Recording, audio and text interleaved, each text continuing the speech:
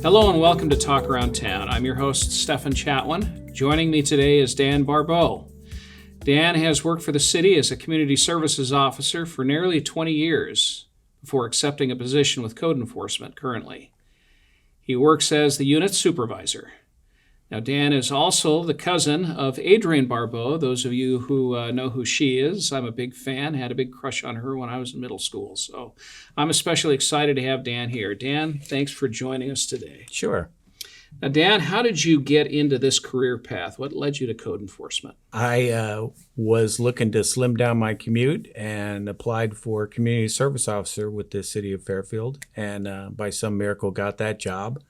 Was very fortunate. I was a community service officer for 16 years and loved it. Got to do CSI, worked for the gang unit, trained other community service officers. Basically, one day was asked to help code enforcement with their backlog. So I was doing that in between patrol calls and went back the next day, and position opened up and went ahead and applied to that. Yeah, here I am. So tell us a little bit about code enforcement, the code enforcement unit. What is it that they do? What's a typical day like for you? We basically respond to complaints from the citizens on what we call quality of life issues. It can be anything from landscaping to trash and debris, broken down cars, that sort of stuff. As long as they're on private property, it's going to be our deal. Our officers will respond to a complaint, and we take kind of a whole block approach where we may be responding to one house, one complaint, but we'll look at the whole area and write up everything there. We generate a lot of our own activity. In fact, about 70% of our activity is self-generated. Okay. So when there is a complaint about some type of a code violation, what's the process that gets you from that complaint to the problem to eventual resolution? What's that process? How does that work? So a lot of people expect their complaint to be addressed that day because they are calling the police department, and they're spoiled by the immediacy of that kind of work. But our process is civil in nature. We're going to send a notice to the homeowner, giving them 15 days to correct the issue. Hopefully, that sparks a conversation. You know, we hope that people will reach out and call us, especially if they're not able to make that 15 days. We're very easygoing in that regard. You have to try very hard to get a citation from code enforcement. So if you need more time, you're more than likely going to get it, as long as there's a road to completion. So it's not about punishment. It's really about resolution, helping things improve and getting these situations and issues to the right level. Is that correct? Correct. And the municipal code actually states that. Okay. It actually talks about that this code is not written to punish people. This purpose of this code is not to impose financial burden, and we really take that to heart. What are some of the most common code violations that you see in the city of Fairfield? And I assume we're a lot like other cities in our area, but what do you see the most of? Well, some can be seasonal in nature, and when it's fire season, the overgrown landscaping complaints can go up. Right now, our top three are going to be inoperable vehicles parked on unimproved surfaces, trash and debris, and landscaping. And so if a citizen sees some of these issues, how do they go about reporting them? What can they do to help improve those types of situations that they see? Yeah, we have there's quite a few ways to actually report. There's the city website has an app for that. They could Facebook me. Okay. You're active on Facebook? Yes, then, huh? Code Enforcement has a Facebook page. Our general number for code enforcement, they can call, and if we're in the office, we always answer the phone. It doesn't go straight to a voicemail if we can help it. And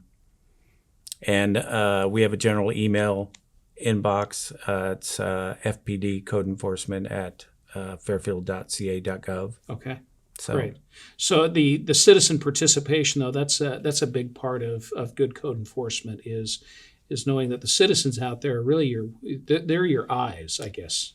Correct? That is true, yeah. And most everything that you do is responding to those types of complaints or the things that come into your office from the citizens. Yeah, and if it's a big issue, 9 times out of 10 we already have it. Yeah. But we do appreciate those calls. Okay.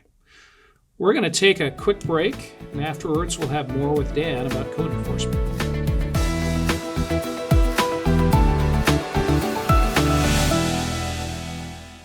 Hello, Fairfield seniors. Join us at the Adult Recreation Center for the popular and COVID-safe curbside coffee and crafts. Stay in your car as you drive up and meet and socialize with our staff. We'll hand you a take-home bag filled with a craft, coffee, snack, and brain-stimulating activities. This event is limited to the first 20 seniors, so hurry and register by calling 428-7421. We hope to see you at the ARC.